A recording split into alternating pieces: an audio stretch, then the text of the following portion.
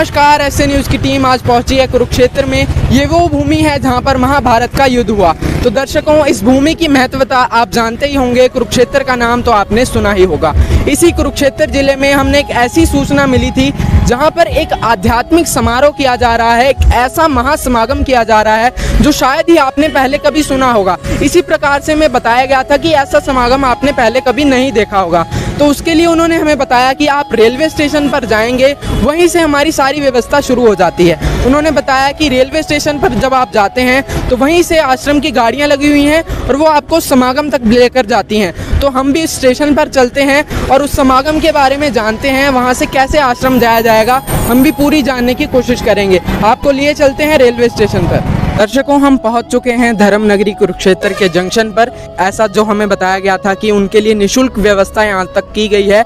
जो भी लोग यहाँ पर महासमागम में जाने के लिए जंक्शन तक आएंगे, उनको आश्रम की गाड़ियाँ निःशुल्क यहाँ से लेकर के उस आश्रम तक छोड़ेंगी। तो उन्हीं लोगों को खोजते हैं और उनसे कुछ वार्तालाप करते हैं। मेरे पीछे यहाँ पर संत रामपाल जी के श्रद्धालु जो आश्रम जाना चाहते हैं, जहाँ पर वो समागम हो रहा है, वो मौजूद हैं। आइए इनसे बात करते हैं। सर नमस्कार। सत साहब जी। सर क्या नाम है आपका? केशव दास। आप कहाँ से आए हैं? हम उत्तराखंड से आए हैं जी। आप कहाँ से आए हैं सर? जी, मध्य प्रदेश छतरपुर। माता जी आप कहाँ से आए हैं? छतरपुर। ये कौन सी स्टेट में? एमपी। एमपी से यहाँ पर आए हुए हैं। आप कहाँ से आए हैं? रूट की हरिद्वार। आप हरिद्वार से हैं। आप कहाँ से आए हुए हैं? झारखंड से आए हैं। आप झारखंड से। तो यहाँ पर जो श्रद्धालु हैं वो भिन्न भिन्न राज्यों से यहाँ पर आए हुए हैं। तो जो यहाँ पर सेवादार मौजूद हैं हम उनसे जानते हैं इनके लिए क्या व्यवस्था है। जो इतने यहाँ पर श्रद्धालु आए हुए हैं, जो समागम में जाना चाहते हैं, उनसे हम कुछ मालूम करते हैं। सर क्या नाम है आपका? संतोष कुमार। सर, जो इतने यहाँ पर श्रद्धालु आए हुए हैं और सुबह से लगातार हमने देखा कि लाखों श्रद्धालु बार बार आ रहे हैं और जा रहे हैं, इनके लिए क्या क्या व्यवस्था है? यहाँ से लेके पर तक फ्री बसें लगी हुई है हमारी। अगर आप यहाँ पर 1000-2000 श्रद्धालु अगर आ जाएं एक बार में, तो आप उनके लिए क्या करेंगे? बसें लगी हैं हमारी यहाँ पर बसें लगी हुई हैं, जीपें लगी हैं, बसें लगी हैं। तो इनका कहना है कि आश्रम की तरफ से ही यहाँ पर बसें लगी हुई हैं और वही बसें यहाँ पर आती हैं और कुरुक्षेत्र स्टेशन से लेकर के पीपली जहाँ पर ये आश्रम है वहाँ पर इनको छोड़ा जाता है। और इनसे कुछ और बात करते हैं। सर नमस्कार। नमस्कार सर, यहाँ पर हमने सुना है कि एक महासमागम मनाया जा रहा है। ये किस लिए मनाया जा रहा है, क्या कुछ बता सकते हैं आप? यहाँ पर समागम है कुरुक्षेत्र में, उसी में हम लोग आए हैं। हम लोग झारखंड से आए हैं। तो आप देख सकते हैं श्रद्धालुओं की कितनी श्रद्धा है कि वो अपने जो गुरु हैं उनको परमात्मा का दर्जा दे रहे हैं। आप मेरे पीछे देख पा रहे हैं, सिर्फ कहने की बात नहीं थी। कुछ ही देर में यहाँ पर जो इनके लिए व्यवस्था की गई थी, यहाँ पर हमने देखा लाइव कि यहाँ पर हाथों हाथ ही एक बस भी आ चुकी है और आप देख सकते हैं जो श्रद्धालु हैं वो बस में बैठ रहे हैं और कुछ ही देर बाद इनको आश्रम तक पहुँचा दिया जाएगा। मैं अपने कैमरामैन से कहूँगा यहाँ पर दिखाएं आगे। तो जो लोग यहाँ पर आए हुए हैं महासमागम में, उनको लगातार इसी प्रकार से थोड़ी देर बाद जैसे जैसे ट्रेन की रेलवे स्टेशन पर गाड़ियाँ आती हैं, उन्हीं गाड़ियों के हिसाब से यहाँ पर व्यवस्था बनाई हुई है। और कुछ देर बाद जो भी श्रद्धालु आते हैं उनके लिए जीप, गाड़ी, बस जो भी व्यवस्था है वो लेकर यहाँ से उनको आश्रम तक छोड़ दिया जाता है। तो आइए आपको लेकर चलते हैं उसी आश्रम में जहाँ पर ये समागम मनाया जा रहा है, वहाँ की सारी व्यवस्थाएं जानेंगे। दर्शकों, हम आप पहुंचे हैं उस जगह पर जहां पर वो समागम मनाया जाएगा। यहीं से कुछ दूरी पर वो जगह है जहां पर अंदर इनका आश्रम है। आप यहां पर देख सकते हैं गाड़ियों की कितनी लंबी कतार यहां पर हमें देखने को मिल रही है। जहां से नज़र जाती है, शुरू होती है, वहां से दूर तक जहां नज़र हमारी ख़त्म होती है, वहीं तक यहां पर आने वाले लोगों की गाड़ियां हमें देखने को मिल रही हैं। अपने कैमरामैन से कहूँगा जूम करके आगे दिखाएं। यहाँ पर ये स्पष्ट होता है कि अगर यहाँ पर इतने वाहन आ रहे हैं, कभी उधर से कभी इधर से, इसका मतलब ये साफ स्पष्ट है कि यहाँ पर कुछ ना कुछ बड़ा ही कार्यक्रम होने जा रहा है। आखिर हम पहुँचे हैं उस जगह पर जिसके बारे में हमने बहुत सुना था। हाँ, जहाँ से हमने शुरू करा रेलवे स्टेशन से, उसके बाद से हम यहाँ पर सफ़र करते हुए आए हैं। आप मेरे पीछे देख पा रहे होंगे, यहाँ पर सतलोक आश्रम का मेन गेट आपको देखने को मिलेगा। यहाँ पर अखंड पाठ के बारे में लिखा गया है और यहाँ पर लिखा है भंडारा भी यहाँ पर होगा। तो आइए यहाँ पर श्रद्धालुओं से मुलाकात करते हैं और अंदर जाकर ही जानेंगे सारी व्यवस्था के बारे में। गर्मियों के मौसम को देखते हुए सतलोक आश्रम ने ये भी सुविधा यहाँ पर दे रखी है, जो भी श्रद्धालु दूर दूर से आएंगे उनके लिए यहाँ पर निःशुल्क पानी की व्यवस्था एंटर होने से पहले यहाँ पर आपको देखने को मिलेगी। जो श्रद्धालु हैं यहाँ पर लगातार पानी यहाँ पर ग्लास में देते जा रहे हैं, और जो भी श्रद्धालु यहाँ पर आ रहे हैं वो एंटर होने से पहले ही गर्मी के मौसम को देखते हुए यहाँ पर पानी की व्यवस्था भी उनके लिए करी गई है। जैसे लाखों लोगों को न्योता दिया गया है, कोई कार से आ रहा है, कोई बाइक से आ रहा है, जो भी यहाँ पर लोग आएंगे उनके लिए यहाँ पर पार्किंग की व्यवस्था है। आप पीछे देख सकते हैं कितनी भारी संख्या में यहाँ पर गाड़ियाँ खड़ी हैं, और ऐसी ही एक और पार्किंग पीछे बनाई हुई है, तो वहाँ पर भी हम अभी गए थे, वहाँ पर भी काफ़ी ज़्यादा संख्या में कार और गाड़ियाँ खड़ी हैं। ये है वो एंट्री गेट, यहाँ पर लाखों लोग बार बार आ रहे हैं और जा रहे हैं। आपको पीछे कितनी चहल पहल देखने को मिल रही होगी। यहाँ से जो जितने भी श्रद्धालु आते हैं वो सब यहीं से एंटर होते हैं।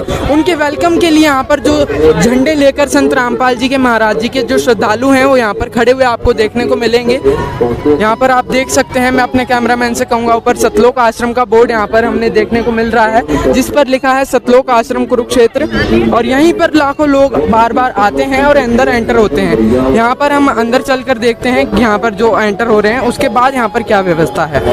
केबिन के बाहर एक श्रद्धालु खड़े थे, आइए उनसे बातचीत करते हैं। सर नमस्कार। सत साहेब, सर क्या नाम है आपका? मेरा नाम कपिल दास है। हम आपसे पूछना चाहते हैं कि आप पहले तो बताइए आप क्या काम करते हैं? मैं पेशे से एक वकील हूँ।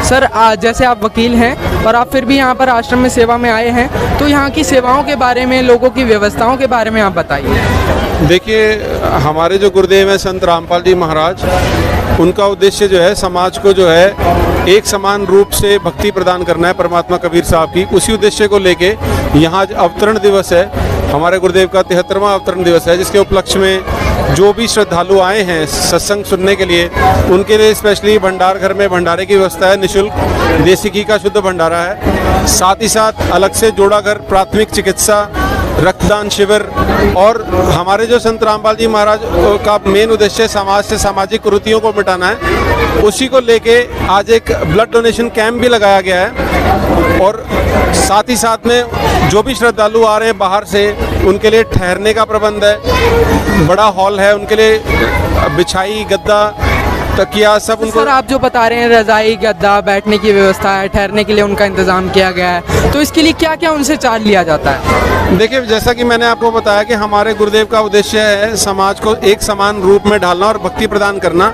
उसी उद्देश्य को लेके यहाँ पे कुछ भी चार्ज नहीं लिया जाता है। आश्रम की तरफ से सभी निःशुल्क व्यवस्थाएं प्रदान की गई हैं। कुछ दूरी पर चलने के बाद यहाँ पर जस्ट सामने हमें संत रामपाल जी के बहुत बड़े बड़े पोस्टर्स यहाँ पर देखने को मिल रहे हैं। उनके ऊपर जो सजावट की गई है, झालर लगाई हुई हैं, रात्रि के समय झालर जलती हैं और यहाँ पर इसकी शोभा बढ़ाती हैं। आप देख सकते हैं कितने सुंदर तरीके से आश्रम को सजाया हुआ है।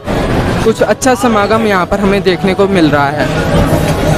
आइए थोड़ा और आगे चलते हैं, यहाँ पर क्या है। दर्शकों, ये है वो पुस्तकालय, यहाँ के हम आपको एक झलक दिखाते हैं। मैं अपने कैमरामैन से कहूँगा थोड़ा नज़दीक जाकर यहाँ पर दिखाएं आपको।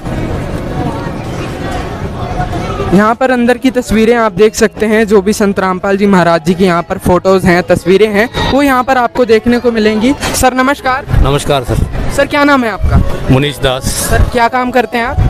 हम यहाँ सेवा कर रहे हैं फिलहाल जी परमात्मा। सर यहाँ पर जो हमने जीने की राह बुक देखी है, क्या ये वही बुक है जो इंटरनेट पर इतनी वायरल रहती है? जी हाँ, ये वही बुक है जो इंटरनेट पे वायरल रहती है, क्योंकि इसमें संत रामपाल जी महाराज ने सभी शास्त्रों से प्रमाणित ज्ञान इसमें लिखा है, जिसको लोग बहुत पसंद कर रहे हैं। जी सर, धन्यवाद। सत्साई। आश्रम में अंदर एंटर होने के बाद मेन पंडाल के सामने, ठीक सामने हमें जूता घर देखने को मिलता है। जूता घर की व्यवस्था के बारे में इनसे जानते हैं। सर नमस्कार। नमस्कार सर। हम आपसे जानना चाहते हैं कि आपने इनविटेशन तो काफ़ी लाखों लोगों को दिया है, उनके लिए क्या क्या व्यवस्था है कि आप उनके जूतों को कैसे मैनेज करें? यहाँ पे हमने पूरे वर्ल्ड को निमंत्रण दिया है, तो जो भी श्रद्धालु यहाँ आते हैं उनके जूते गुम ना हो, उनके हिफाजत से उनके जूते जमा कर लिए जाए और जाते उनको लौटा दिए जाए, इसकी पूरी व्यवस्था की गई है। अच्छा, आप लोग कैसे कैसे इसको देते हैं? अगर आपके पास कोई श्रद्धालु आता है तो उनके जूते कैसे जमा करते हैं? जैसे ही कोई श्रद्धालु आता है, हम उनके जूते लेते हैं और उनको एक थैले के अंदर डालते हैं और उन्हें टोकन दे देते हैं। उस थैले के लिए एक स्पेशल जगह बनाई गई, उसका नंबर लिखा गया है, टोकन नंबर। नंबर, वहाँ पे जाके उसको टांग दिया जाता है और वो टोकन उस भक्त के श्रद्धालु को दे दिया जाता है। जब वो टोकन पूरा पंडाल में घूम के या पूरा समागम को अटेंड करके जब जाता है, वो जाते समय टोकन हमें आके वापस देता है, हम उसी नंबर से उसका थैला उतार के उन्हें वापस दे देते हैं। ये व्यवस्था है जी। अच्छा, क्या इसके लिए कोई चार्ज भी लिया जाता है यहाँ पर लोगों से? नहीं जी, कोई चार्ज नहीं लिया जाता, फ्री है, बिल्कुल फ्री वो कॉस्ट। पुस्तकालय के ठीक सामने यही वो भंडार घर है जहाँ पर लाखों लोग यहाँ पर आकर भंडारा करते हैं। ये वही भंडारा है जिसके बारे में हमने सोशल मीडिया पर इतनी एडवर्टाइजमेंट देखी थी। जो भी यहाँ पर एडवर्टाइजमेंट चलाई जा रही थी, वो लाखों लोग इसी जगह पर आकर भंडारा करते हैं। आप देख सकते हैं उनके लिए प्लेट्स की व्यवस्था यहाँ पर एंटर होते ही आपको देखने को मिलेगी। भंडार घर के अंदर हम पहुँच चुके हैं। यही वो भंडार घर है जहाँ पर महिला अनुयायी या फिर जो हम कह सकते हैं कि जो महिलाएँ हैं, माताएँ बहनें हैं, वो इस जगह पर आकर जो है भंडारा करेंगे। जो 3 दिन का अखंड पाठ यहाँ पर किया गया है और भंडारा यहाँ पर किया गया है, वो ये स्थान है जहाँ पर ये जो श्रद्धालु हैं वो आकर यहाँ पर भंडारा करते हैं। आप देख सकते हैं लोग कितनी शांतिपूर्वक तरीके से यहाँ पर बैठकर भंडारा कर रहे हैं। मैं अपने कैमरामैन से कहूँगा थोड़ा जूम करके आगे करके दिखाएं कि यहाँ पर किस प्रकार से लोग बैठे हुए हैं। भंडार घर की किचन में हम मौजूद हैं। आप मेरे पीछे देख पा रहे होंगे यहाँ पर जो महिला अनुयायी हैं, माताएं बहनें यहाँ पर जो सब्जियां हैं उनको काटने की सेवा कर रहे हैं। कहा जाता है कि जो संत रामपाल जी महाराज के अनुयायी हैं बिल्कुल निःशुल्क, बिल्कुल समर्पित होकर लोगों की सेवा के लिए यहाँ पर आते हैं और उनकी सेवा करने का ये लोग बताते हैं कि उन्हें सु अवसर प्राप्त होता है। तो उस सेवा को तन मन धन से यहाँ पर बिल्कुल अच्छे तरीके से करते हैं। ठीक साथ में यहाँ पर भंडारघर की किचन में एक हमें रोटी बनाने की मशीन देखने को मिल रही है। यहाँ पर अंदर देखते हैं तो यहाँ पर ये वो मशीन है जहाँ पर आटे को गूंदा जाता है। उसके बाद जो आटा गूंद लिया जाता है उसको यहाँ से ऊपर ये लोग, मैं आपको दिखाना चाहूँगा, कैमरामैन से कहूँगा ऊपर से दिखाएं। यहाँ पर आटे को डाला जाता है, फिर आटे के जो पीसेस हैं वो यहाँ से निकल कर आते हैं। मैं आपको दिखाऊँगा, जो यहाँ पर आटे के पीसेस निकलकर इधर से आते हैं, फिर उसकी रोटियाँ जो है मशीन के द्वारा यहाँ पर बेली जाती हैं और यहाँ से इधर वो रोटियाँ इस तरीके से निकल कर आती हैं। उसके बाद इन रोटियों को हीट किया जाता है। उसके बाद इधर से वो रोटियाँ नीचे से आपको मैं दिखाऊंगा कन्वेयर बेल्ट से होते हुए, इधर से आप देख सकते हैं यहाँ पर जो रोटियाँ आती हैं वो इस तरीके से कन्वेयर बेल्ट में से होती हुई गुजरती हुई इधर से आगे बाहर निकल जाती हैं। मैं आपको दिखाना चाहूँगा जो यहाँ पर इधर ये रोटियाँ किस प्रकार से निकल रही हैं। यहाँ पर रोटियों को निकलने के बाद शुद्ध देसी घी इसके ऊपर लगाया जाता है। उसके बाद ये रोटियाँ इधर डाल करके इस बॉक्स के अंदर, इस बॉक्स में डाल करके स्टॉक कर लिया जाता है। उसके बाद ये रोटियाँ भंडार घर में वितरित करने के लिए यहाँ पर भिजवाई जाती हैं। दर्शकों, चौंका देने वाली बात तो ये है कि एक साइड तो मशीन से लाखों लोगों के लिए रोटियां बनाई जा रही हैं और उसके बाद यहाँ पर जो महिला अनुयायी हैं या फिर जो आप कह सकते हैं यहाँ पर जो वर्कर्स हैं वो यहाँ पर पूड़ियों के लिए आटा बेल रहे हैं। और यहाँ पर इसके बाद जो भी लाखों श्रद्धालु आएंगे, अगर उनको पूड़ियाँ भी चाहिए तो उनके लिए पूड़ियाँ यहाँ पर बनाई जा रही हैं। मैं आपको थोड़ा आगे लेकर चलता हूँ, किस प्रकार से यहाँ पर जो व्यवस्था को बनाया गया है आपको दिखाने की कोशिश करेंगे। थोड़ा सा आगे चलने के बाद यहाँ पर आपको देखने को मिलेगा काफ़ी ज़्यादा संख्या में जो यहाँ पर अनुयायी हैं वो पूड़ियों के लिए आटा बेल रहे हैं। उसके बाद वो आटा बेल करके इस साइड आ जाता है। यहाँ पर आप देखेंगे यहाँ पर ये आटा बेल करके आ जाता है। उसके बाद उन पूड़ियों को वहाँ पर तला जाता है। ठीक उसी प्रकार से जैसे रोटियों का स्टॉक किया जा रहा था वैसे ही यहाँ पर पूड़ियों का भी स्टॉक बनाया जाता है। उसके बाद ये पूड़ियाँ स्टॉक करके भंडार घर में भेज दी जाती हैं। आप देख सकते हैं, मैं आपको यहाँ पर एक चीज़ और बताऊं कि सबसे पहले बर्तन को वहाँ पर एंटर किया जाता है। मैं आपसे कहूँगा कि थोड़ा जूम करके दिखाएं। देखिए, आप यहाँ पर देखेंगे कि पहले एक बर्तन को टब में डाला जाता है, फिर उसके बाद दूसरे, तीसरे, चौथे, पाँचवें ऐसे करके सर्फ वाले टब के अंदर डाला जाता है। फिर उसको पानी वाले टब के अंदर डाला जा रहा है, एक बार, दूसरी बार, तीसरी बार, चौथी बार। यहाँ पर इस प्रकार से स्टेप वाइज एक बर्तन को साफ किया जा रहा है। आप देख सकते हैं कितना ज़्यादा यहाँ पर साफ स्वच्छता का ध्यान ये लोग जो है रख रहे हैं। वरना मामूली तौर पर देखें तो लोग एक ही बार में बर्तन को धोते हैं, लेकिन सतलोक आश्रम के अंदर हमें एक खास बात ये देखने को मिली कि बर्तन को कई स्टेप वाइज तरीके से गुजार करके फिर बर्तनों को साफ करते हैं। दर्शकों, हम मौजूद हैं उसी मुख्य पंडाल में जहाँ पर लाखों लोग आकर के सत्संग प्रवचनों को सुनते हैं और संत रामपाल जी महाराज जो भी अपने ज्ञान में बातें बताते हैं उनको ये लोग शांतिपूर्वक यहाँ पर बैठ करके सुनते हैं। एक चीज़ हमने यहाँ पर देखी कि जो पुरुष हैं उनके बैठने की व्यवस्था एक अलग साइड है और जो महिलाएं, माताएं, बहनें हैं उसकी इस साइड में आपको दिखाना चाहूँगा।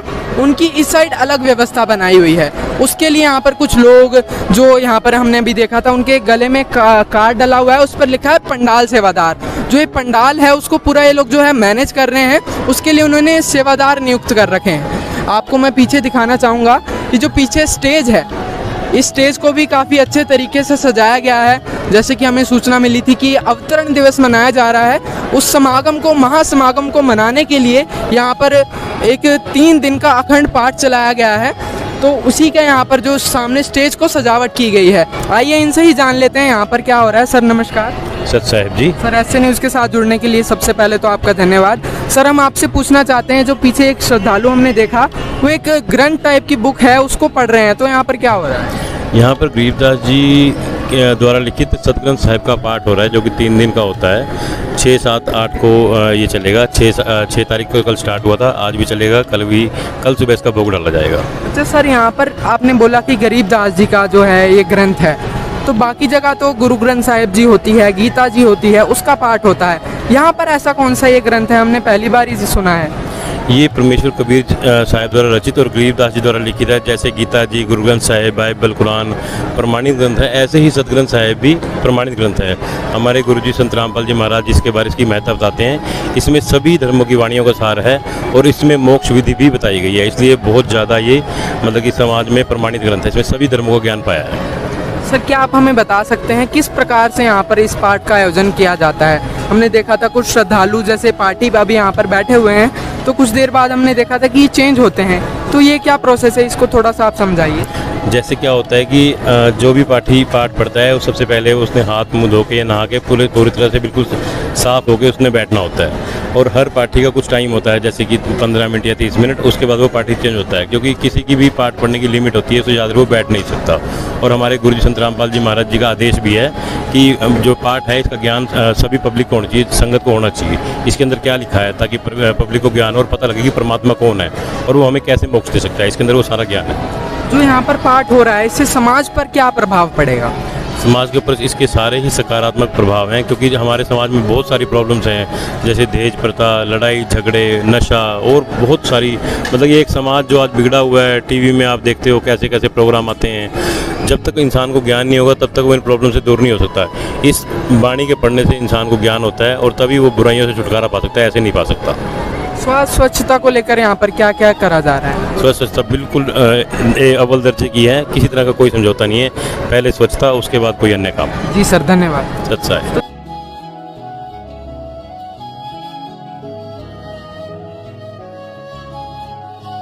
जो स्टेज है उसके दूसरी तरफ हम यहाँ पर आ गए हैं। यहाँ पर कुछ महिला अनुयायी जो संत रामपाल जी के हैं, उनसे हम बातचीत करते हैं। जैसे कि सबसे पहले तो हम आपको दिखाएंगे, अपने कैमरामैन से कहूँगा यहाँ पर जूम करके दिखाएं। यहाँ पर जो महिला अनुयायी हैं वो यहाँ पर जो है अमर ग्रंथ साहिब, जैसे इन्होंने बताया था, उसको ये पढ़ रहे हैं, उसका जो शब्दों का उच्चारण कर रहे हैं। उसी के साइड में आप देखेंगे कि काफ़ी लंबी कतार लगा करके जो चवर, अब जैसे हमने देखा है गुरुद्वारों में सभी जगह पर चवर की जाती है, वैसे यहाँ पर भी चवर हो रही है। यहाँ पर कुछ ज्योतियाँ जलाई गई हैं, तो यहाँ पर इनसे जानते हैं इसके बारे में। सर नमस्कार। नमस्कार सर आपसे 1 मिनट का टाइम चाहते हैं। हाँ जी बोलिए। सर यहाँ पर क्या हो रहा है? यहाँ पर जो आप ज्योत जला रखी है, यहाँ पर इसका क्या कारण है? ये यहाँ पे हवन यज्ञ हो रहा है जी। हाँ जी, जैसे वेदों शास्त्रों के अनुसार एक देसी घी की ज्योत जगा के हम हवन करते हैं, वैसे ही यहाँ पे 3 दिन अखंड ज्योति जगाई जाती है। देसी घी की अखंड ज्योत जगती है, 3 दिन अखंड चलती है। हाँ जी, हवन। इससे समाज पर क्या प्रभाव पड़ेगा? इससे समाज पे वातावरण शुद्ध होता है इस हवन यज्ञ से, और मतलब पूरे समाज में जितनी भी नकारात्मक शक्तियाँ होती हैं उन पे मतलब वो पॉजिटिविटी आती है, नकारात्मक शक्तियाँ चली जाती हैं। धन्यवाद। जैसे कि इन्होंने बताया समाज में पॉजिटिविटी आएगी, जो भी नकारात्मक शक्तियाँ हैं वो खत्म होंगी। तो ऐसा ही समाज सुधार के लिए जो संत रामपाल जी ने हमें बताया था, उनके श्रद्धालु हमें बता रहे थे कि समाज सुधार में बहुत से कार्य कर रहे हैं। समाज सुधार के साथ साथ कि जनहित के लिए भी कार्य कर रहे हैं। जैसे कि इन्होंने बताया कि हवन यज्ञ कर रहे हैं, तो ऐसे ही यहाँ पर काफ़ी सारे यज्ञ किए जा रहे हैं। तो इस आश्रम की कवरेज में बस इतना ही। आगे की कवरेज देखने के लिए आप जुड़े रहिए ऐसे न्यूज़ चैनल के साथ, सच जो आप जानना चाहते हैं।